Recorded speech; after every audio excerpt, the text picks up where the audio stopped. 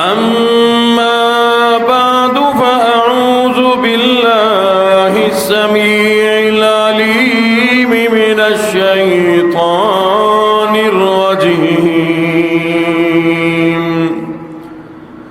بسم الله الرحمن الرحيم.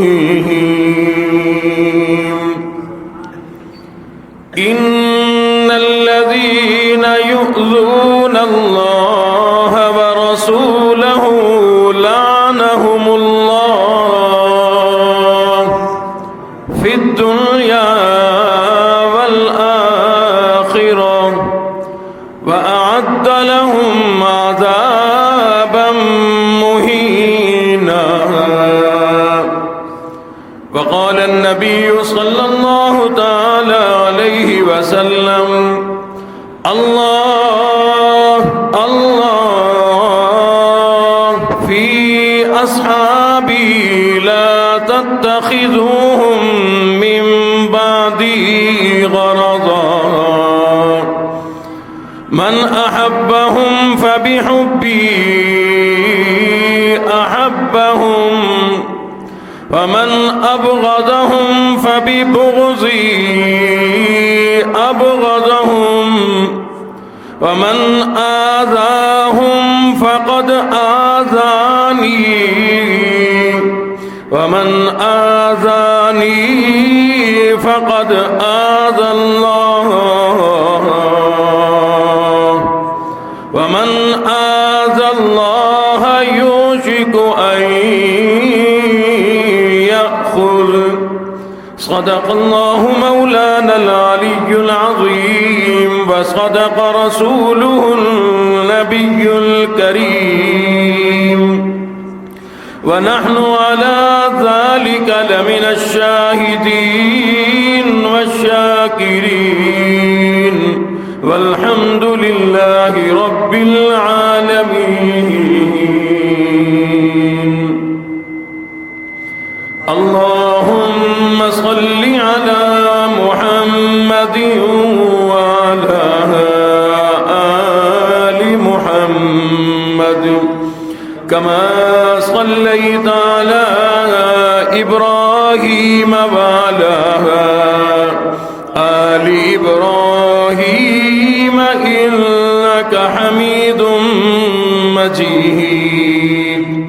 اللهم بارك على محمد وعلى آل محمد كما باركت على إبراهيم وعلى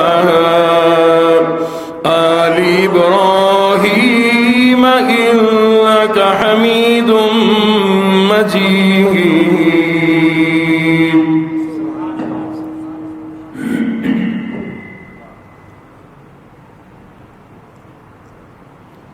قابل ذی وقار محترم و مکرم سامعین حاضرین،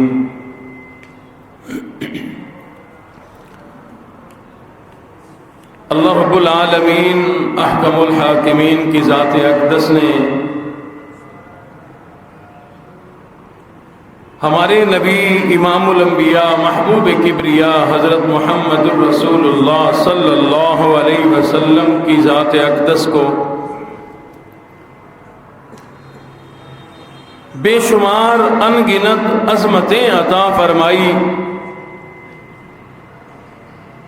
معجزات کی صورت میں، کمالات کی صورت میں، حسن و جمال کی صورت میں اللہ نے انگنت عظمتیں، انگنت کمالات، انگنت معجزات عطا فرمائے.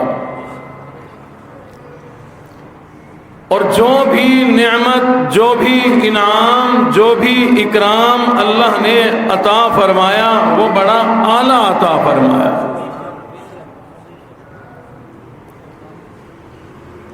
اگر معجزات کو دیکھیں تو معجزات ایک تو ان کی گنتی کوئی نہیں، پھر اللہ نے ایسے معجزات اور نبیوں کو بھی نہیں دیے جو ہمارے نبی کو عطا فرمائے.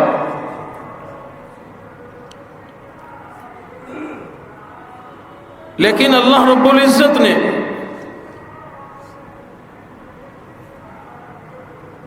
تمام انبیاء کو دنیا کے اندر بھیجنے کا جو مقصد،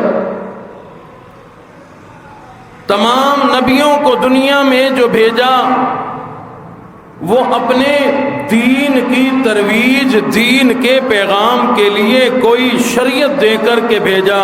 آسمانی کتاب اللہ نے عطا فرمائی، اور ان تمام شریعتوں اور کتابوں کا نچوڑ یہ تھا کہ لوگوں کو مخلوقات کی عبادت، مخلوقات کو اپنا رب بنانے سے بہتر ہے یہ سمجھاؤ کہ ایک رب کو اپنا خدا مانے، ایک اللہ کی وحدانیت اور توحید کا پیغام اللہ نے نبیوں کے ذریعے سے تمام امت کے لوگوں، تمام انسانیت تک پہنچایا۔ 1.25 لاکھ نبی جو دنیا میں آئے، سب کا پیغام یہی تھا۔ سب کہا کرتے تھے کہ لوگوں لا الہ الا اللہ کے پیغام کو سمجھ لو، عمل کرنے والے بن جاؤ، دونوں جہان میں کامیاب ہو جاؤ گے۔ تو حضور علیہ الصلوۃ والسلام کو اللہ نے تمام عظمتیں عطا فرمائی، ٹھیک ہے، بڑے بڑے کمالات، معجزات عطا فرمائے، ٹھیک ہے، لیکن اللہ نے پیغام یہی دیا کہ لوگوں کو وحدانیت سمجھاؤ۔ جو بتوں کے پجاری بن چکے ہیں، جنہوں نے بتوں کو، پتھروں کو، زمین کے درختوں کو، آسمان کے ستاروں کو اپنا خدا سمجھ لیا، ان کو سمجھاؤ کہ یہ خدا نہیں، خدا وہ ہے، وہ لا الہ الا اللہ، اس کا کوئی شریک کوئی نہیں، وہ اکیلا ہے، بڑی قدرت والا ہے۔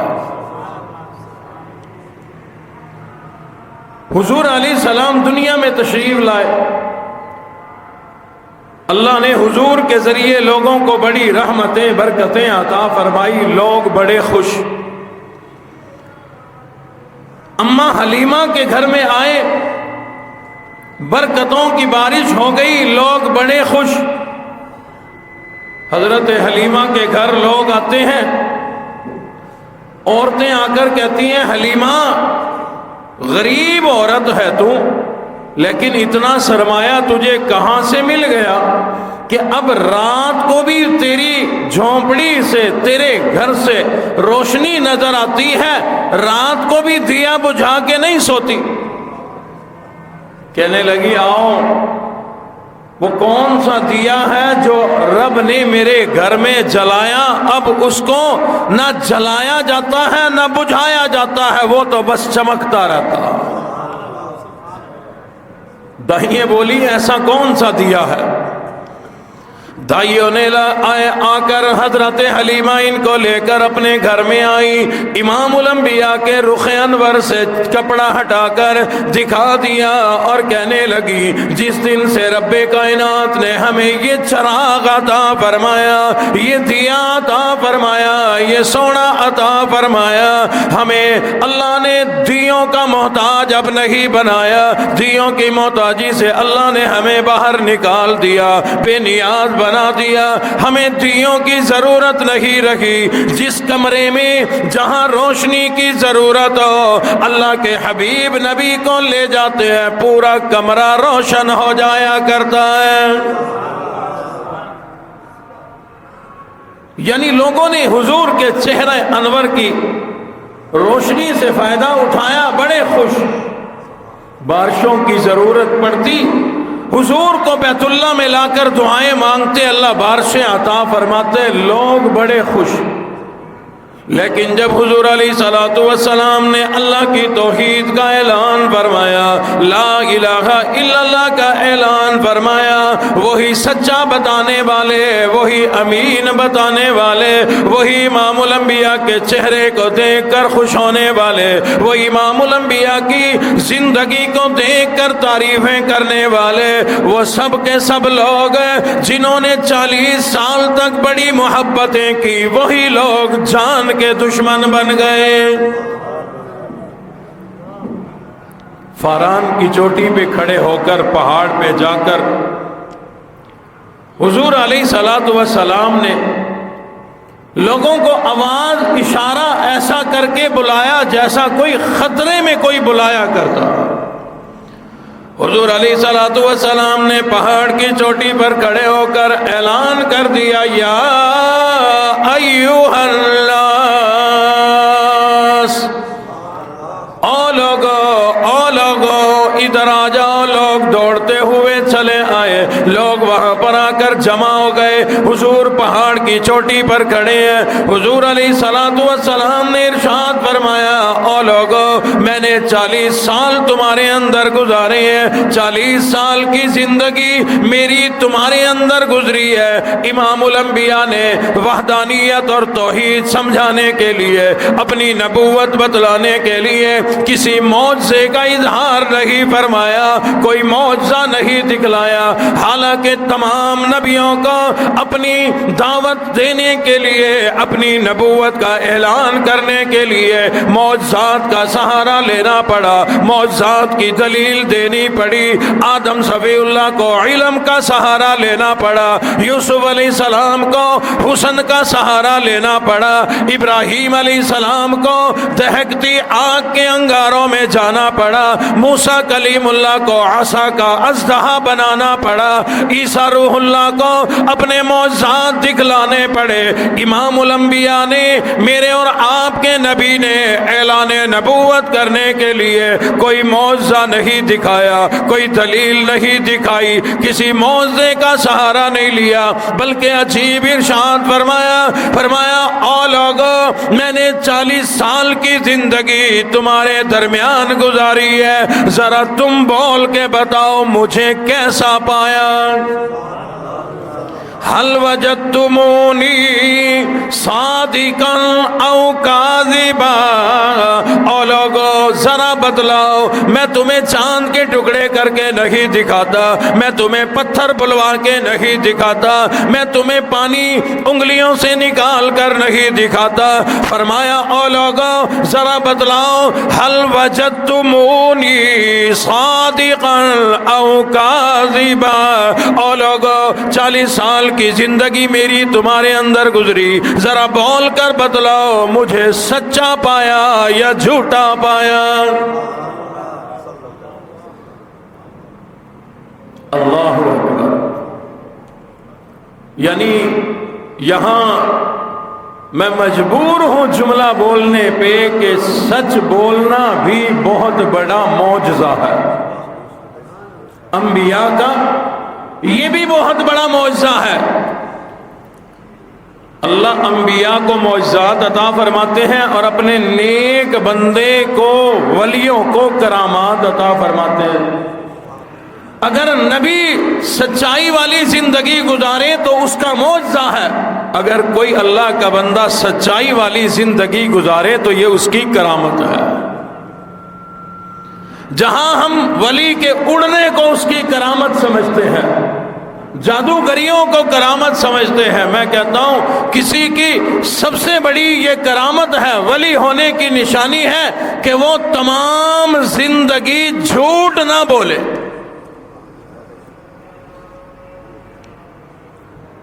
हुजूर ने फरमाया, लोगों बतलाओ मुझे कैसा पाया, सच्चा या झूठा। अल्लाहु अकबर।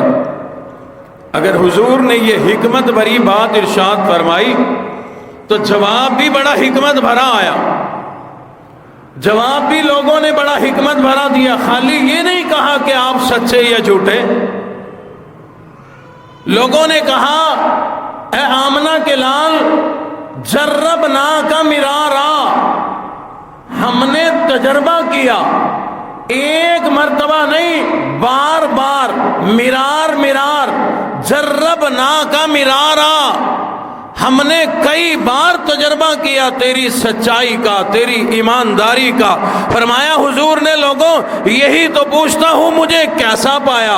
कहने लगे कि हमने अगर तेरे अंदर पाया तो सिद्का, तुम्हें सच्चा पाया।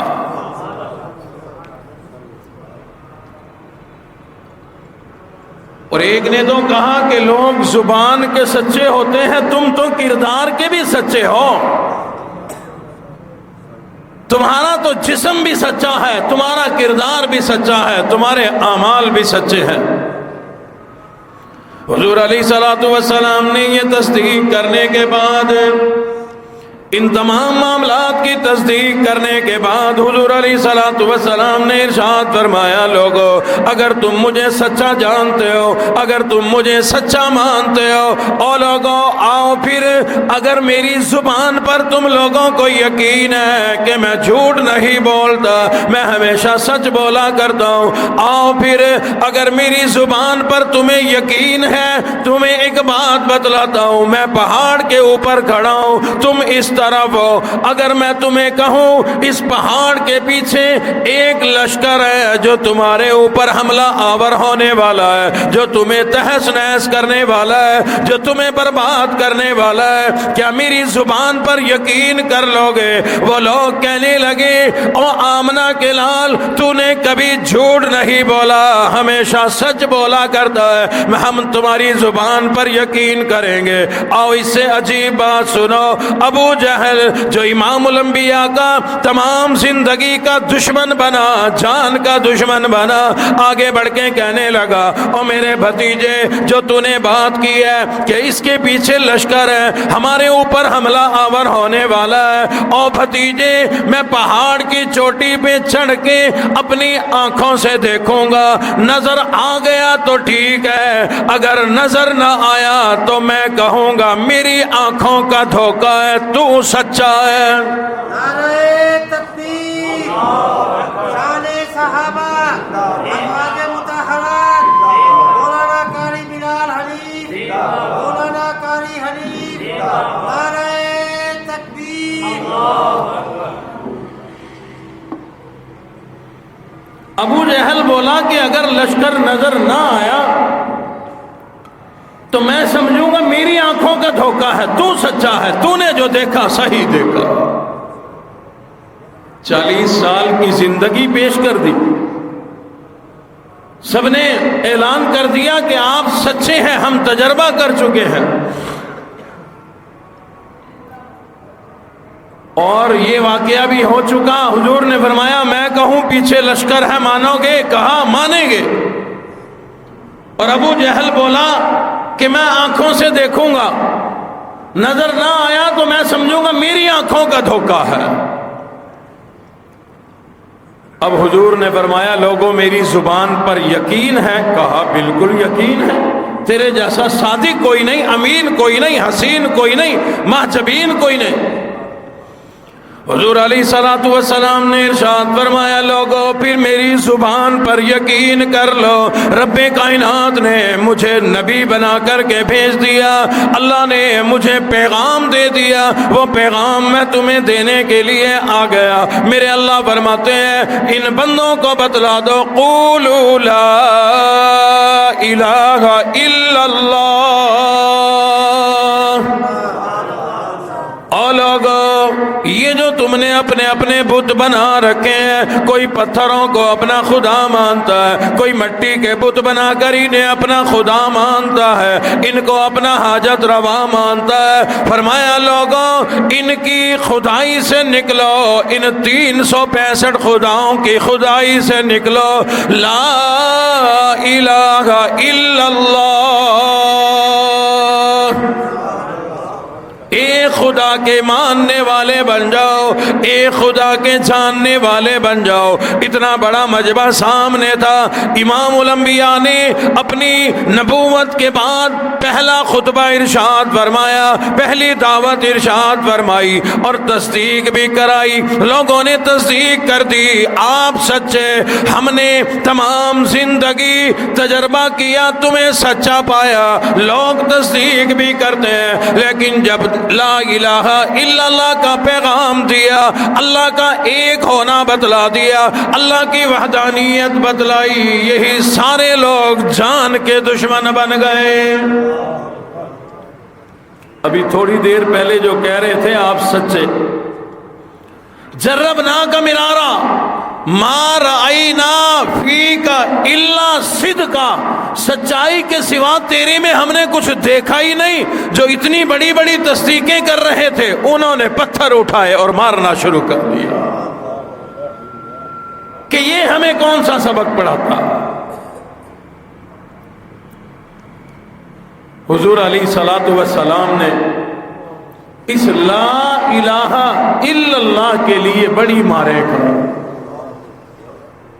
مولا جن کا چہرہ والضحیٰ بنایا، جن کی زلفیں واللیل بنائی، جن کی پیشانی والقمر بنائی، اس پیشانی پہ والضحیٰ چہرہ انور پہ ان ولسان و شفتین، ان ہونٹ اور دندان مبارک کو شہید کیا جا رہا ہے۔ مولا اتنا حسین بنا کر یہ زخم، یہ پریشانیاں، یہ پتھر، یہ نوکیلے کانٹے، یہ اونٹ کا اوج، یہ اتنی تکلیفیں کیوں دی؟ اللہ فرماتے ہیں نبی بڑا محبوب ہے، تمام نبی بڑے محبوب ہیں، لیکن ان تمام نبیوں سے میں اللہ کو اپنی وحدانیت اور توحید زیادہ محبوب ہے۔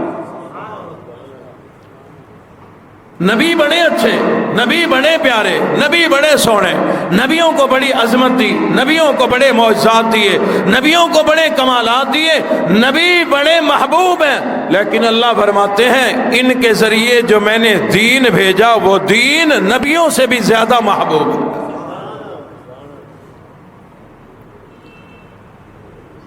اگر اس دین کے لیے اللہ اپنے محبوب ترین نبی امام الانبیاء کو تکالیف پہنچا رہی ہیں تو پتہ چلا دین پر چلنے کے لیے تکلیف آئیں گی، پریشان ہونے کی ضرورت کوئی نہیں۔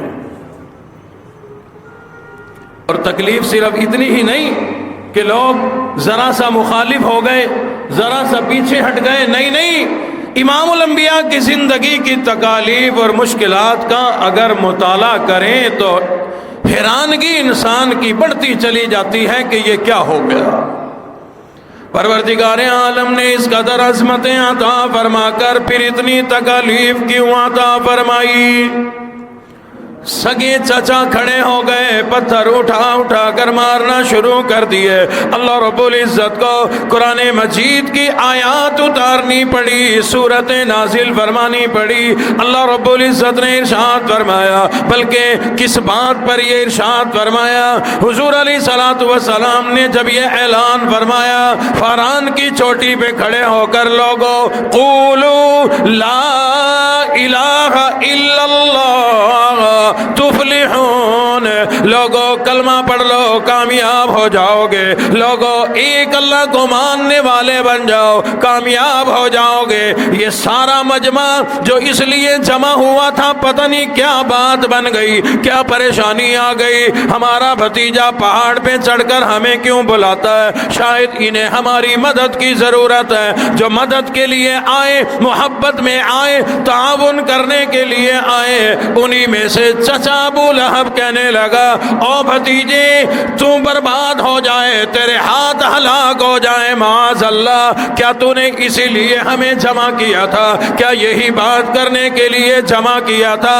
یعنی اللہ نے یہ بات برداشت نہ کی، میرے حبیب نبی کو اتنا بڑا جملہ بول دیا کہ تیرے ہاتھ ہلاک ہو جائے۔ اللہ نے وہی جملہ ارشاد فرمایا او ابو لہب، تو میرے حبیب نبی کو ہلاکت کی بد دعا دیتا ہے، تیری بد دعا کو سنتا کون ہے؟ میں اللہ تجھے بد دعا دیتا ہوں۔ فرمایا تبت یدا ابی لہب وتب، او ابو لہب تو برباد ہو جائے، تیرے ہاتھ ہلاک ہو جائیں۔ نعرہ تکبیر، شان رسالت، ختم نبوت، انبیاء کرام، صحابہ کرام، شہداء کرام، آل بیت، قاری محمد بلال علی، قاری محمد علی، نعرہ تکبیر۔ اور اللہ نے یہ جملہ کیوں ارشاد فرمایا؟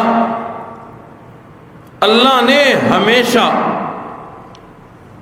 اپنے محبوب نبی کو پریشان کرنے والوں، تکلیف دینے والوں سے بدلہ لیا، ہمیشہ بدلہ لیا۔ اور اس لیے اللہ فرماتے ہیں کسی پریشانی تکلیف میں مبتلا تو میں نے کیا نا، اپنے حبیب نبی کو میں جانوں، میرا حبیب جانے، تم کون ہوتے ہو بیچ میں آنے والے؟ اللہ رب العزت نے قرآن مجید میں واضح لفظوں میں ارشاد فرما دیا، فرمایا ان الذین یؤذون اللہ ورسولہ لعنہم اللہ،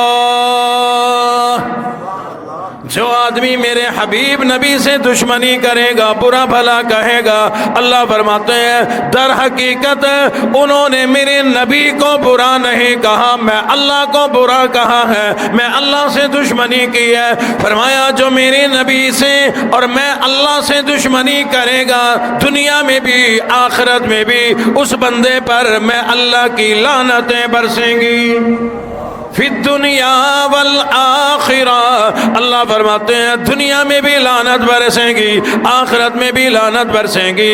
یہی وہ ابو لہب ہے جس نے تمام زندگی حضور علیہ السلام کو ستایا، تکلیفیں پہنچائی، پریشان کیا، اور اس کی بیوی ام جمیل بھی یہی کام کیا کرتی تھی، امام الانبیاء سے دشمنی کرنے کے لیے، اللہ کے حبیب نبی کو تکلیف پہنچانے کے لیے، پریشان کرنے کے لیے، جنگلوں میں جاتی، مالدار ہو کر، صاحب وسعت ہو کر، اپنے گھر نہیں بیٹھتی بلکہ تکلیفیں خود بھی اٹھا رہی ہے، امام الانبیاء کو بھی تکلیف پہنچاتی ہے۔ علماء نے لکھا ہے جنگلوں میں جاتی، نوکدار جھاڑیاں لے کر آتی، خاردار جھاڑیاں لے کر آتی، لکڑیاں چن چن کر کے لاتی، امام الانبیاء کے راستے میں بچھاتی تاکہ چبھے تکلیف ہو۔ اللہ اکبر۔ اور صرف اتنا ہی نہیں، دکھ پہنچانے میں کفار نے کوئی کسر نہیں اٹھا رکھی۔ صرف یہی اسلام دشمنی، ایمان دشمنی کی وجہ سے حضور کی بیٹیوں کو طلاقیں دی گئی۔ بیٹیوں والے جانتے ہیں یہ کتنا بڑا دکھ ہے، یہ کتنی بڑی تکلیف ہے، امام الانبیاء کو کتنا دکھ پہنچا ہوگا بیٹی کی طلاق اور ساتھ میں بدتمیزی کرنے پر۔ جس نبی نے غیروں کے لیے دعائیں کی، غیروں کے پتھروں کے بدلے میں پھول برسائے، جن کو بد دعائیں دینے والوں کو دعائیں دی ہوں، اس نبی کا کتنا دل دکھا ہوگا کہ اس کے لیے بد دعا کر دی۔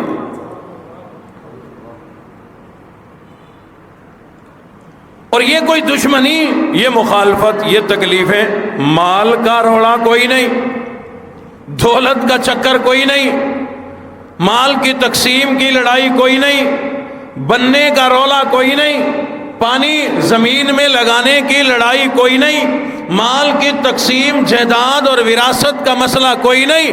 مسئلہ صرف ایک ہے کہ ہمیں ان یقول ربی اللہ، یہ کیوں سمجھاتا ہے کہ رب ایک اللہ؟ ہمارے زندگی والے رب الگ ہیں، موت والے الگ ہیں، صحت والے الگ ہیں، بیماری والے الگ ہیں، بیٹے والے الگ ہیں، بیٹی دینے والے الگ ہیں، نفع والے الگ ہیں، نقصان والے الگ ہیں، بارشوں والے الگ ہیں، آندھی والے الگ ہیں، ہمیں سکھ دینے والے الگ ہیں۔ ہمارے تو 365 بت ہیں، خدا ہیں، یہ ایک کی دعوت دیتا۔ بس اس بات کی دشمنی، اور اس دشمنی نے کہاں تک پہنچایا؟ حضور علیہ الصلوۃ والسلام اور آپ کے ماننے والے جو صحابہ اکرام تھے، ان کے ساتھ سوشل بائیکاٹ کر دیا گیا، مکہ سے نکال دیا گیا، شعب ابی طالب کے اندر محصور ہو گئے۔ پہاڑوں کے درمیان ایک گھاٹی ہے، وادی ہے، وہاں جا کر کے رہنا پڑا، اور معاہدہ لکھ کے بیت اللہ میں لٹکا دیا گیا۔ کوئی ان کے پاس گیا وہ ہمارا نہیں، کوئی ان سے خرید و فروخت کرے گا اس سے بھی سوشل بائیکاٹ۔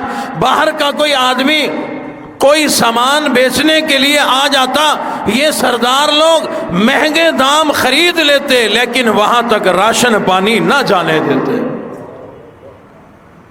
آپ سوچتے ہوں گے پھر کیا ہو گیا؟ اور 3 سال تک ایک جنگل میں، پہاڑ میں، غار میں آپ کو اگر محصور کر دیا جائے، نہ راشن جانے دیا جائے نہ آنے دیا جائے، جن لوگوں کے پاس راشن ہوگا کتنے دن چلا ہوگا؟ مہینہ، 2 مہینے، 6 مہینے، 1 سال، باقی عرصہ انہوں نے کیسے گزارا؟ تاریخ اٹھا کر کے دیکھو۔ صحابہ اکرام رضوان اللہ تعالیٰ عنہ اجمعین فرماتے ہیں کہ ہم نے شعب ابی طالب کے اندر گھاس کھا کھا کر اپنی زندگی بچائی، درختوں کے پتے کھا کھا کر ہم نے اپنی زندگی کو بچایا۔ وہاں پر ہم نے کھجوروں کی چھال کھائی، ہم نے چمڑا کھایا، ہم نے سوکھی گھاس کھا کر اپنی زندگی کو بچایا۔ ایک دن امام الانبیاء محبوب کبریا حضرت محمد الرسول اللہ صلی اللہ علیہ وسلم کی ذات اقدس ہے، جنگل کی طرف یوں نکل گئے۔ کافی دیر گزرنے کے بعد وہاں سے واپس تشریف لائے، اپنے ہاتھوں کے اندر سوکھی گھاس کی مٹھی بھری ہوئی ہے، چند تنکے خود چبا لیے، چند تنکے اپنی بیٹی فاطمہ کو دے دیے، ازواج مطہرات کو دے دیے۔ فرمایا او میری بیٹی، او میری زوجائیں، آؤ یہ کھاؤ، سوکھے تنکے کھا کر اللہ کا شکر بھی ادا کرو، کھڑے ہو کر اللہ کا قرآن سناؤ۔ یہ نہیں کہ وہاں صرف روتے رہے، ہمارے پاس روٹی نہیں، ہمارے پاس سالن نہیں، ہمارا سوشل بائیکاٹ ہو گیا، ہماری لڑائی نہیں۔ جو ہوا سو ہوا، صبر کیا، اللہ کا شکر ادا کیا کہ سوکھی گھاس تو کھانے کو مل رہی ہے۔ مورخین نے لکھا ہے اس زمانے میں وہاں جتنی عورتیں ساتھ تھیں اور عورتوں کی گود میں شیر خوار دودھ پیتے بچے تھے، ان ماؤں کی حالت یہ تھی کہ فاقے اور بھوک کی وجہ سے ان کا دودھ نہیں اترتا اور دودھ پینے والے بچے بلک رہے ہیں، اس حال میں دنیا سے جا رہے ہیں۔ 3 سال کے بعد وہاں سے اس محصوری سے اللہ رب العزت نے اپنی قدرت سے آزادی عطا فرمائی۔ 3 سال اس حال میں گزارنا معمولی بات کوئی نہیں۔ چند مہینے کا لاک ڈاؤن لگا تھا ہمارے اوپر، چند مہینوں کا، یاد ہے یا بھول گئے؟ کیا کیفیت تھی، کیا خوف تھا، کلیجے منہ کو آتے تھے۔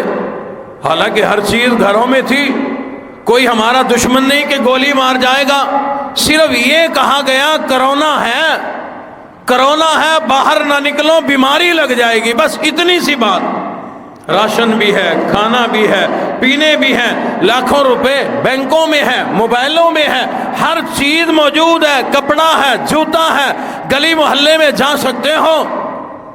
جو چاہتا تھا وہ نمازوں کے لیے بھی آتا تھا، اور جو ہمارے جیسے پہلے سے تیار تھے کہ ہماری نمازوں پہ پابندی لگ جائے، ہمیں بہانہ ملے ہم نماز نہ پڑھے، وہ بڑے خوش ہوئے۔ بہانہ مل گیا بھی کیسے جائیں، پابندی ہے۔ وہ بھی تو لوگ تھے جنہوں نے یہ پابندیاں توڑی، وہ بھی لوگ تھے جنہوں نے اس زمانے کے اندر اللہ کے گھروں کو آباد رکھا، اللہ کے گھروں میں اذانیں دی، اسی طرح سے آبادی رہی، اسی طرح سے جماعتیں ہوتی رہی۔ ان کو کیا خوف نہ تھا، ان کو کیا ڈر نہ تھا۔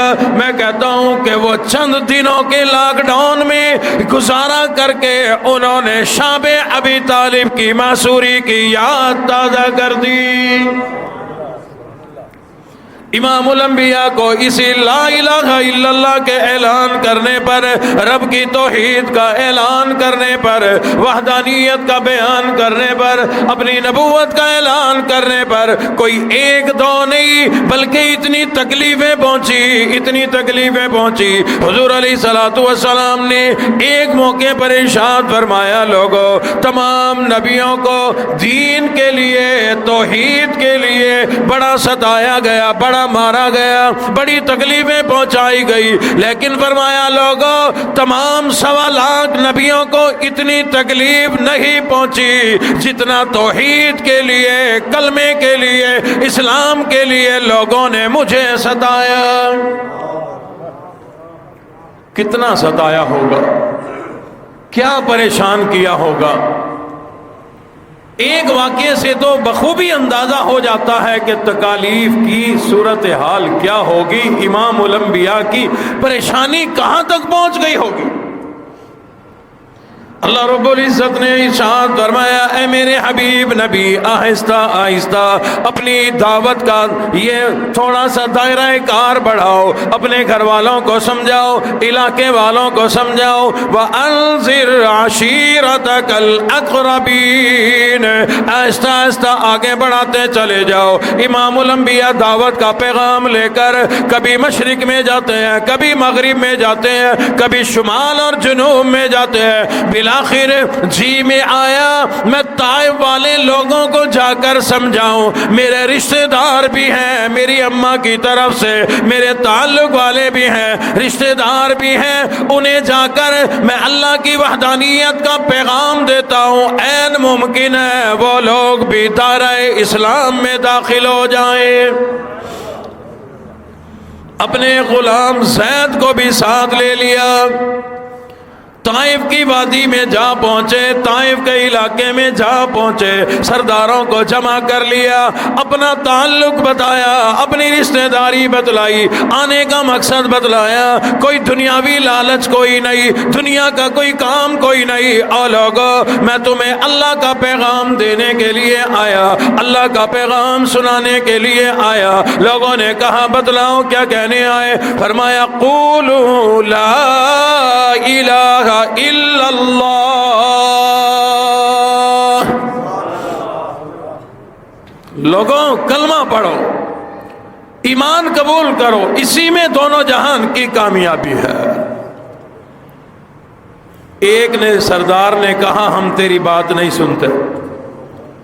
وہ سردار لوگ جو آنے والوں کا خیر مقدم کیا کرتے تھے، مسافروں کی عزت کیا کرتے تھے، ایک نے کہا ہم آگے بات نہیں سنتے، اتنی کافی ہمیں۔ دوسرے نے کہا کہ ہمیں یہ نیا پیغام نہ سنا، ہمیں پریشان نہ کر۔ تیسرے نے کہا کہ بھئی تم اپنے آپ کو نبی بتاتے ہو تو بس میں خاموش ٹھیک ہوں، اگر جھوٹے ہو معاذ اللہ، اگر جھوٹے ہو تو خدا تم سے خود نمٹ لے گا، اگر سچے ہو تو میں کوئی بات نہیں کرتا، کہیں مجھ پر عذاب نہ آ جائے، اس لیے خاموشی بہتر ہے۔ حضور نے بڑا سمجھایا، وہ نہ مانے۔ بالآخر حضور نے واپسی کا راستہ لیا۔ انہوں نے عزت تو کیا دینی تھی، اس نئے لا الہ الا اللہ کے پیغام کو سن کر وہ سیکھ پا ہو گئے۔ حضور علیہ الصلوۃ والسلام جب واپسی کی طرف مڑے، انہوں نے نوجوان لڑکوں، شریر لڑکوں کو پیچھے لگا دیا، انہوں نے اپنی جھولیاں پتھروں سے بھری، ایک ایک کر کے پتھر مارنے شروع کر دیے۔ امام الانبیاء محبوب کبریا حضرت محمد الرسول اللہ صلی اللہ علیہ وسلم کی ذات اقدس کا جسم اطہر زخمی ہونا شروع ہو گیا، لہو نکلنا شروع ہو گیا، یہ لہو بہتا گیا بہتا گیا۔ ان ظالموں نے، ان شریروں نے امام الانبیاء کی مبارک پنڈلیوں پہ پتھر مارے، پتھر مار مار کر لہو لہان کر دیا، خون مبارک نکلتے نکلتے آقا علیہ الصلوۃ والسلام کے نالین مبارک میں پہنچ گیا۔ بالآخر ایک جگہ پر واپسی کرتے دوڑتے دوڑتے امام الانبیاء زخمی ہو کر بے ہوش ہو کر کے نیچے گر گئے۔ آپ کے غلام حضرت زید نے قریب آ کر اٹھایا، اپنے کندھے پہ بٹھایا، کندھوں پر اٹھا کر جتنا دوڑ سکتے تھے دوڑ لگائی۔ سامنے ایک انگوروں کا باغ ہے، حالانکہ ہے تو وہ بھی امام الانبیاء کے دشمن عتبہ ابن ربیع کا، لیکن حضرت انس فرماتے ہیں جان بچانے کے لیے اور کوئی راستہ نظر نہ آیا، میں حضور کو لے کر اسی باغ میں گھس گیا۔ نعرہ تکبیر، کلمہ طیبہ، نعرہ تکبیر، مولانا قاری بلال حنیف، مولانا قاری حنیف، نعرہ تکبیر۔ فرماتے ہیں انگوروں کی بیل تھی، میں نے ان کے نیچے جا کر حضور کو لٹایا، اس باغ کا جو مالک ہے عتبہ، جنگ بدر کے اندر اس کے ہاتھ میں جھنڈا تھا کفر کی طرف سے، اتنا بڑا دشمن، لیکن حضور کی اس حالت کو دیکھ کر اس کا دل بھی نرم ہو گیا، اپنے باغ سے نکالا بھی نہیں، چاہتا تو بدلہ لینے کا بڑا اچھا ٹائم تھا، جان لے سکتا تھا، لیکن واقعات میں لکھا ہے کہ اس کے دل میں نرمی آئی، بڑا رحم آ گیا۔ او لوگو ذرا اندازہ لگاؤ کیا زخموں کی حالت ہوگی، کیا تکلیف کی کیفیت ہوگی امام الانبیاء کی۔ حضرت انس فرماتے ہیں وہاں باغ میں لے جا کر میں نے امام الانبیاء کے نالین مبارک جو اتارنے چاہے، خون سے لت پت تھے، جسم سے چپکے ہوئے تھے، اترتے نہیں تھے، کیفیت یہ بن گئی تھی امام الانبیاء بڑی تکلیف کے حالت میں ہے۔ وہ عتبہ ابن ربی اس نے اپنے غلام عداس کو بلایا، اور عداس یہ اچھے اچھے انگور میں تجھے توڑ کر دیتا ہوں اور یہ لے کر کے جا، وہ جو زخمی پڑا ہوا ہے اس کے پاس لے جا اور جا کر کے کہہ دینا اور اللہ کے نبی ٹھیک ہے ہم نے کلمہ نہیں پڑھا، ہم نے غلامی اختیار نہیں کی، لیکن آپ کو برادری کا واسطہ، رشتہ داری کا واسطہ قبول ضرور فرما لینا۔ عداس لے کر کے گیا، پیش کر دیے، عتبہ نے دیے ہیں، کہا ہے لگتے تو کچھ نہیں، اسلام والا کلمے والی تو برادری نہیں، خونی رشتہ ہے، ہم تمہارے نانکے ہیں، اس تعلق اور رشتہ داری کا واسطہ دیا ہے کہ ٹھکرانا نہ، قبول کر لینا۔ حضور نے ایک دانہ انگور کا اٹھا کر اپنے منہ میں ڈالتے ہوئے فرمایا بسم اللہ الرحمن الرحیم، یہ پڑھا کرو کھانا کھانے سے پہلے بھی، ہر کام سے پہلے بھی، اس میں بڑی برکتیں ہیں۔ حضور نے ایک دانہ اٹھایا، بسم اللہ کہہ کے اپنے منہ مبارک میں رکھا، تو عداس کہنے لگا کہ یہ کیا ہے بسم اللہ، اس کو تو یہاں کے لوگ نہیں پڑھتے، نہیں جانتے۔ حضور نے فرمایا تم کہاں کے ہو؟ کہا میں نینوا کا ہوں، نینوا کے علاقے کا ہوں، غلام تھا اس کا وہاں پر۔ کہا اچھا یونس علیہ السلام کے علاقے کے ہو؟ وہ عداس کہنے لگا وما ادراک ما یونس، تم کیسے جانتے ہو یونس کو؟ حضور علیہ الصلوۃ والسلام نے ارشاد فرمایا وہ بھی میرے بھائی تھے، اللہ نے انہیں بھی تاج نبوت اڑا کر کے بھیجا تھا، وہ بھی اللہ کے نبی، میں بھی اللہ کے نبی۔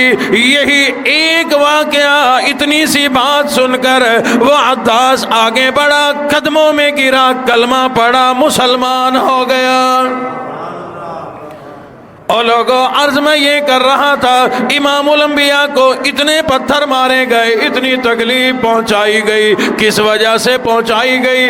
وجہ صرف ایک ہے، یقول ربی اللہ، یہ آواز کیوں لگاتے ہیں، یہ بیان کیوں کرتے ہیں، یہ دعوت کیوں دیتی ہے کہ ایک اللہ کے ماننے والے بن جاؤ، ایک اللہ پر یقین رکھنے والے بن جاؤ۔ بعد کا واقعہ حضور علیہ السلام کی خدمت میں ایک صحابی آ گئے اور عرض کرنے لگے آقا مجھے اجازت دیجئے، میں طائف میں جا کر اللہ کی توحید کا اعلان کرنا چاہتا ہوں، اللہ کی وحدانیت وہاں جا کر بیان کرنا چاہتا ہوں، لوگوں کو وہاں جا کر اسلام کی تبلیغ کرنا چاہتا ہوں، ایمان کی تبلیغ کرنا چاہتا ہوں۔ حضور علیہ السلام نے فرمایا او نوجوان جیسے تیری مرضی، لیکن اگر مجھ سے پوچھتے ہو جب میں طائف گیا تھا وہاں کے لوگوں کو میں نے وحدانیت کا اعلان سنایا، اللہ کی توحید سنائی، وہاں کے شریروں نے میری پنڈلیوں میں پتھر مارے تھے، 9 سال گزر گئے، آج بھی تڑاک تڑاک کی آواز میرے کانوں میں آتی ہے۔ نعرہ تکبیر، شان رسالت، ختم نبوت، انبیاء کرام، ابو بکر صدیق، عمر الخطاب، عثمان غنی، علی مرتضی،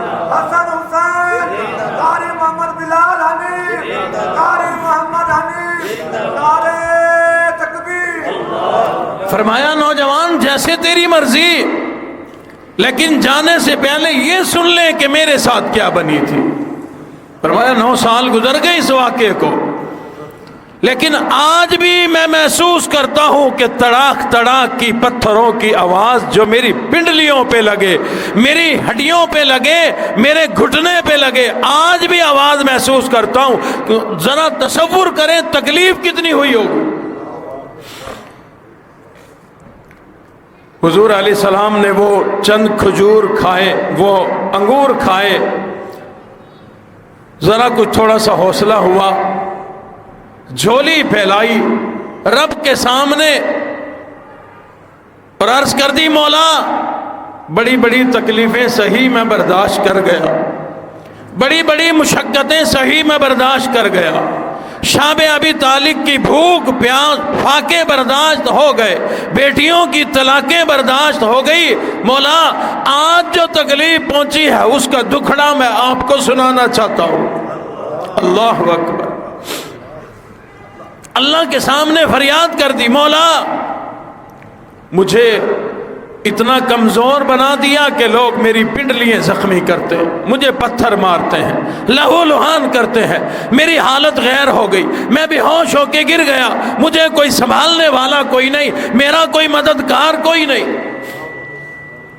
اللہ رب العزت نے اسی وقت جبرائیل کو بھیج دیا، فرشتوں کو بھیج دیا کہ جاؤ میرے محبوب نبی کے تابع ہو جاؤ، جو حکم دیں اس کی تعمیل کرو، جو بات کہیں اس پر عمل کرو۔ جبرائیل امین آ گئے، عرض کرنے لگے اے اللہ کے حبیب نبی آپ پریشان کیوں ہوتے ہیں، آپ گھبراتے کیوں ہیں، جو ہونا تھا ہو گیا، آپ حکم فرمائے، آپ ارشاد فرمائے۔ یہ 2 پہاڑوں کے درمیان طائف کا علاقہ ہے، آپ کا صرف اشارہ ہوگا، میں ان دونوں پہاڑوں کو آپس میں دبا دوں گا، ان کا قیمہ بن جائے گا، ہڈیاں پس جائیں گی، یہ تباہ و برباد ہو جائیں گے۔ عرض کر دی اے اللہ کے حبیب نبی گھبرانے کی ضرورت کوئی نہیں، یہ بارشوں والا فرشتہ میرے ساتھ ہے، اگر آپ کا حکم ہو یہ اتنی بارش برسائے، اتنی برسائے جس طرح نوح علیہ السلام کی قوم ڈوب کر ہلاک ہو گئی تھی، ان کو بھی تباہ کر دیا جائے گا۔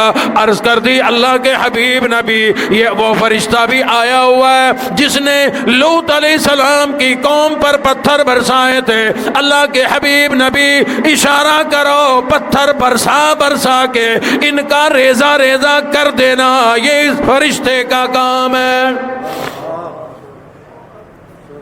رب کی طرف دیکھا، مولا مجھے یہ چیزیں نہیں چاہیے، آپ نے مجھے ان لوگوں کی بربادی کے لیے نہیں بھیجا، آپ نے ان کا قیمہ بنانے، ہڈیاں پسوانے کے لیے مجھے نہیں بھیجا، ان کو پانیوں میں ڈبونے کے لیے نہیں بھیجا، ان کو تکلیف پہنچانے کے لیے نہیں بھیجا، ان کو برباد کرنے کے لیے نہیں بھیجا۔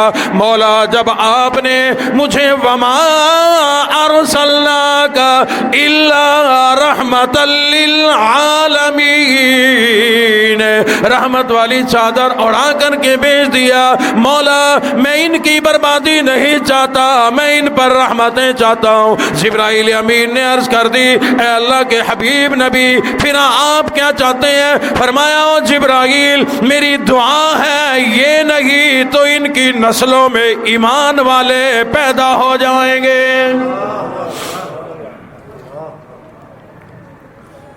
تاریخ کا مطالعہ کر کے میں عرض کیا کرتا ہوں اگر اس دن حضور بد دعا فرما دیتے، حالانکہ حضور نے جھولی پھیلا کر رب کے سامنے اپنا دکھڑا سنایا تھا، رب کے سامنے عرض کر دی تھی اللہم اشکو الیک، مولا میں اپنا دکھڑا اپنی تکلیف تجھے سناتا ہوں. انہوں نے میرے اوپر کیا کیا ظلم کیا. مجھے کمزور جانتے ہوئے, مجھے اکیلا سمجھتے ہوئے, مجھے بے سر و سامان سمجھتے ہوئے. اور لوگوں, اگر اس دن امام الانبیاء کی زبان مبارک سے طائف والوں کے لیے بد دعا نکل جاتی, اگر وہ اس دن پس جاتے, اگر وہ اس دن برباد ہو جاتے, اگر وہ اس دن تباہ ہو جاتے, تو پھر تاریخ بتاتی ہے پاکستان والوں کو اسلام نصیب نہ ہوتا. بر صغیر والوں کو اسی طائف کی وادی انہی سرداروں کے ایک شہزادے نے ہمارے بر صغیر میں اسلام پہنچایا.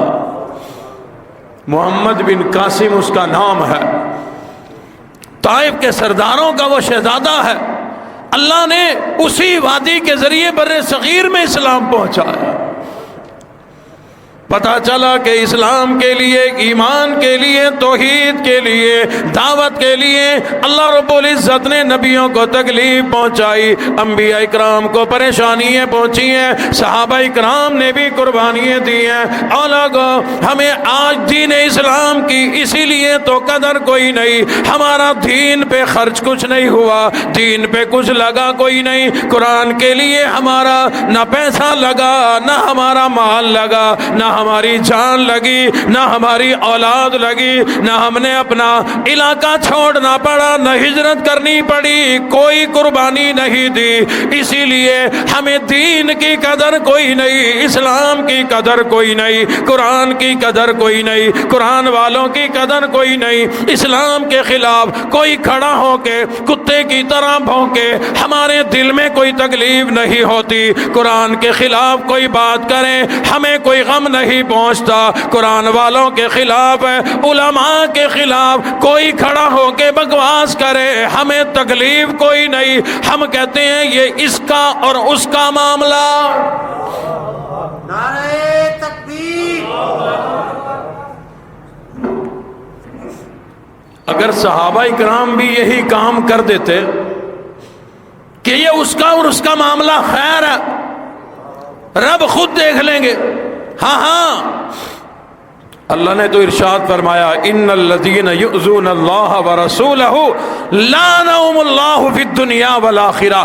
میں اللہ تو بدلہ لے ہی لیا کرتا ہوں, میں اللہ تو سب کچھ کر سکتا ہوں, لیکن اللہ فرماتے ہیں تم کس مرض کی دوا ہو. اسلام کیوں ملا, ایمان جیسی نعمت کیوں ملی, قرآن جیسا انعام کیوں ملا؟ اللہ فرماتے ہیں میری تمام کائنات میں سب سے زیادہ قیمتی میرا حبیب نبی محمد الرسول اللہ صلی اللہ علیہ وسلم ہے. اتنا بڑا قیمتی انعام تمہیں دیا تو کس لیے دیا کہ کھاؤ اور ہضم کر جاؤ. کل قیامت والے دن اللہ کی دی ہوئی تمام نعمتوں کا سوال ہوگا.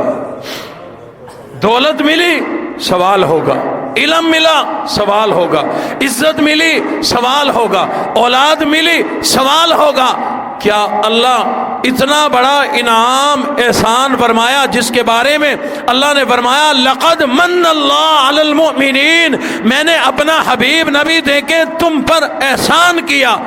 کیا اللہ اس احسان کا سوال نہیں کریں گے؟ اپنے حبیب نبی کا امتی بنایا, تم اسلام کے خلاف بھی کھڑے رہے, ایمان کے خلاف بھی کھڑے رہے, قرآن کے خلاف بھی کھڑے رہے, کیا اللہ سوال نہیں کریں گے؟ ہاں کریں گے, لیکن سوچو ہم جواب کیا دیں گے.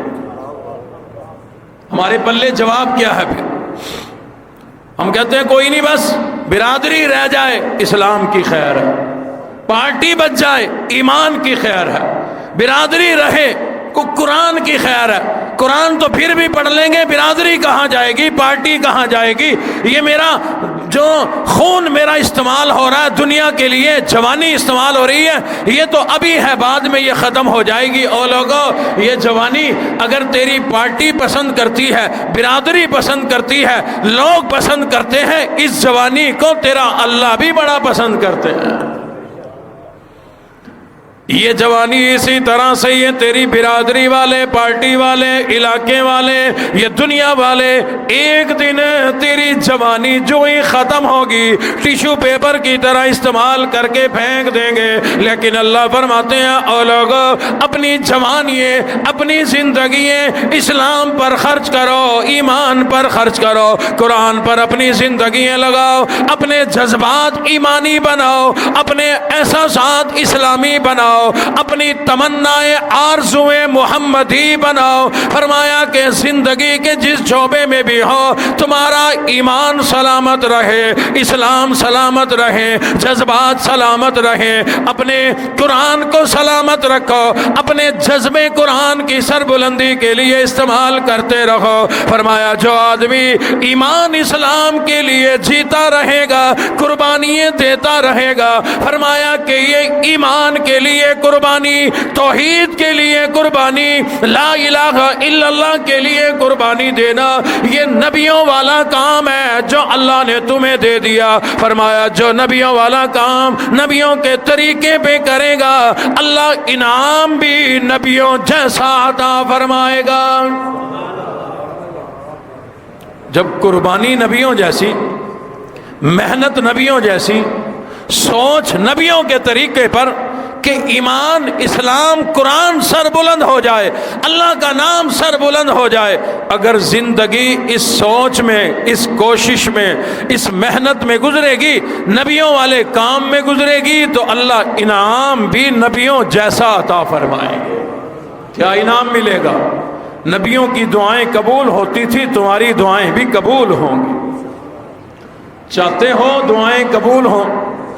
چاہتے ہو نبیوں کی طرح اللہ کے انعامات ہمیں بھی مل جائیں، امتی ہو کر ہم پر انعامات مل جائیں؟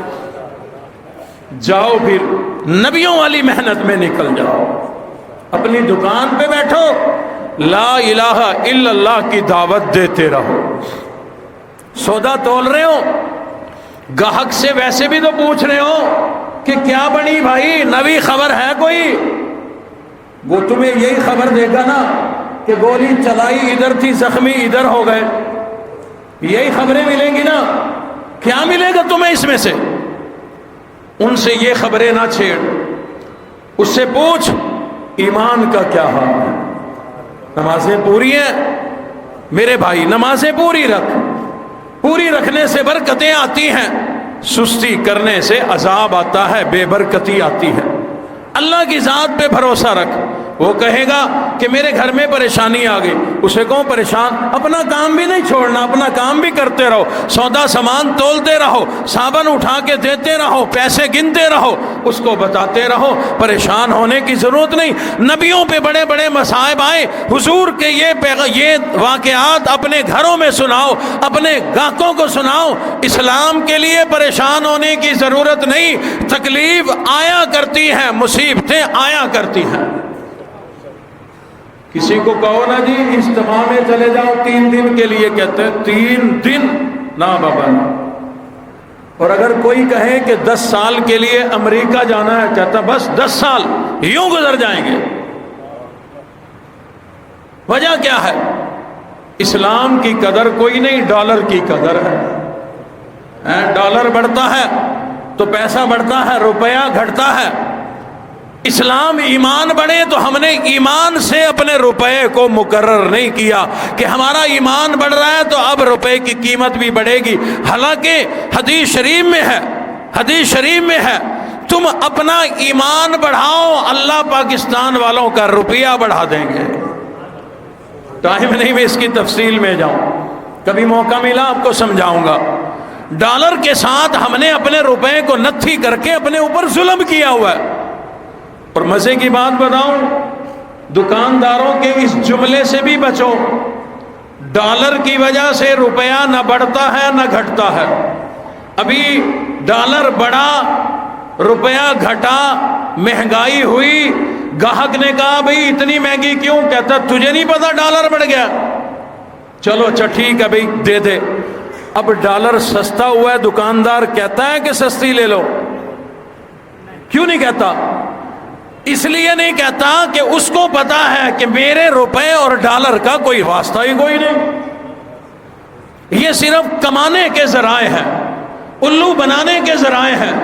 جب تک بننا چاہتے ہیں بنے رہو، اگر نہیں بننا اپنا ایمان بڑھا، اللہ تیرے روپے کی قیمت بڑھا دے گا۔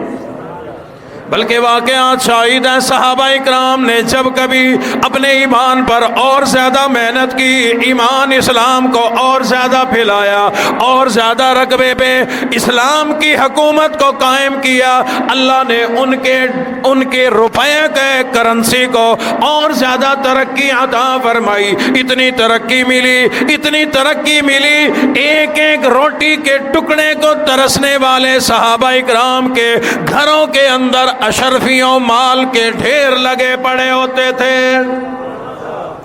صحابہ اکرام کے گھر اسٹیٹ بینک بنے ہوئے ہوتے تھے، صحابہ اکرام کے گھر UBL بینک بنے ہوئے ہوتے تھے، صحابہ اکرام کے گھر حبیب بینک بنے ہوتے تھے، صحابہ کے گھر میزان بینک بنے ہوتے تھے۔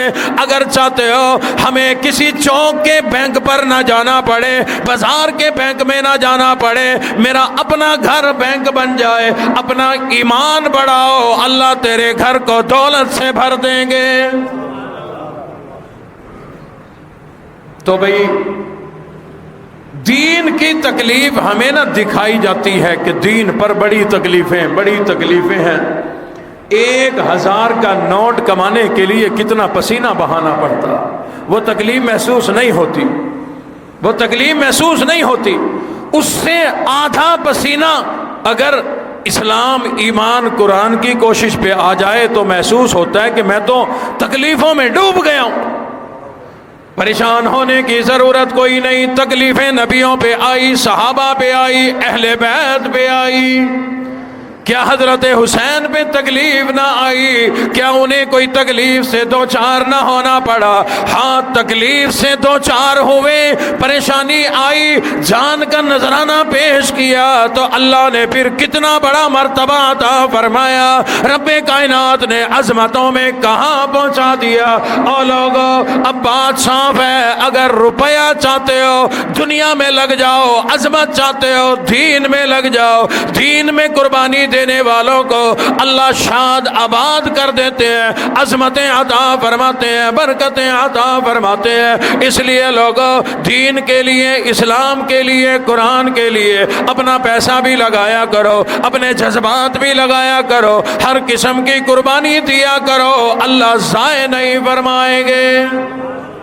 اللہ رب العزت سے دعا ہے کہ ہمیں دین کے لیے اللہ قبول فرما دے، ایمان اسلام کے لیے ہمیں اور ہماری نسلوں کو اللہ قبول فرما لے۔ وآخر دعوانا ان الحمدللہ رب العالمین۔ اللہم صلی علی سیدنا و مولانا محمد وبارک وسلم وسلم علیہ۔ ربنا آتنا فی الدنیا حسنۃ وفی الآخرۃ حسنۃ وقنا عذاب النار۔ اللہم اشف مرضانا ومرضى المسلمین، اللہم اشف مرضانا ومرضى المسلمین۔ رب کائنات ہم سب کے صغیرہ کبیرہ گناہوں کو معاف فرما، ہم سب کی مشکلوں کو آسان فرما۔ اللہ ہم سب کے لیے دین پر چلنا آسان بنا دے، دین کے لیے قربانی دینا آسان بنا دے۔ پروردگار عالم ہم سب کے گھروں میں، ہم سب کی زندگیوں میں امن اور سکون کی دولت عطا فرما۔ پروردگار عالم جتنے لوگ مریض ہیں، بیمار ہیں، گھروں میں، ہسپتالوں میں ہیں، اللہ سب مریضوں کو شفائے کاملہ عاجلہ مستمرہ نصیب فرما۔ میرے سکول دور کے ساتھی ہیں بھائی فہیم اکرم لوٹھڑ صاحب، چند دن سے کچھ دل کی تکلیف ہے، سب حضرات دعا فرمائیں اللہ ہمارے اس دوست کو، بھائی کو صحت کاملہ عاجلہ مستمرہ نصیب فرمائے۔ ہمارے بڑے مرحوم بھائی طیب صاحب، ان کے نواسے ہیں، بچہ ہے 3-4 سال کا عبدالرؤف، کچھ تکلیف تھی جس کی وجہ سے آپریشن کرنا پڑا، کل آپریشن ہوا، ہسپتال میں ہے، سب حضرات دعا فرمائے اللہ اس بچے کو صحت کلی عطا فرمائے۔ اور بھی کئی مریضوں نے دعاؤں کے لیے کہا، اللہ سب مریضوں کو شفائے کاملہ عاجلہ مستمرہ نصیب فرما، ہر پریشان حال کی پریشانی کو دور فرما، غم زدہ سے غموں کو دور فرما۔ حاجی عبدالوہاب صاحب کچھ دنوں سے بیمار ہیں، اللہ انہیں صحت کاملہ عاجلہ مستمرہ نصیب فرمائے۔ ایسے ہی حاجی محمود الحسن صاحب چکی والے ان کا آنکھ کا آپریشن ہوا، اللہ رب العزت صحت کاملہ عطا فرمائے۔ مولا سب مریضوں کو شفا عطا فرما، ہر پریشان حال کی پریشانی کو دور فرما، سب کے روزی رزق میں خیر و برکتیں اور وسعتیں عطا فرما۔ یا اللہ ہم سب کو دین کی سمجھ عطا فرما، صراط مستقیم پر چلنے کی توفیق عطا فرما، ہمیں ہماری اولادوں کو نیک اور نمازی بنا۔ کئی ساتھیوں نے دعاؤں کے لیے کہا کاروبار اچھا نہیں، اللہ سب کے کاروبار میں روزی رزق میں خیر و برکتیں وسعتیں عطا فرمائے۔ بھائی عزیز الرحمان ریواڑی والے، اللہ ان کے لیے بہترین کوئی وسیع روزی کا اللہ پاک غیب سے بندوبست فرما دے۔ اور بھی جتنے لوگ ایسے ہیں جن کے روزی میں برکت نہیں، اللہ غیب سے مدد اور نصرت فرما۔ ربنا تقبل منا انک انت السمیع العلیم وتب علینا انک انت التواب الرحیم۔ قاری ظفر ملتانی صاحب تشریف لاتے ہوتے ہیں، معذور ساتھی ہیں، بیمار رہتے ہیں، کئی روز پہلے بھی فون آیا، آج بھی فون کیا تھا، انہوں نے تشریف بھی لانا تھا، شاید کسی وجہ سے نہیں آ سکے۔ بہرحال اللہ ان کو صحت تندرستی عافیت والی لمبی زندگی عطا فرمائے۔ فوجی مختار صاحب، اللہ ان کو ان کی اہلیہ کو عافیت والی لمبی زندگی عطا فرما۔ وصلی اللہ تعالی علی خیر خلقہ محمد وعلی آلہ واصحابہ اجمعین برحمتک یا ارحم الراحمین۔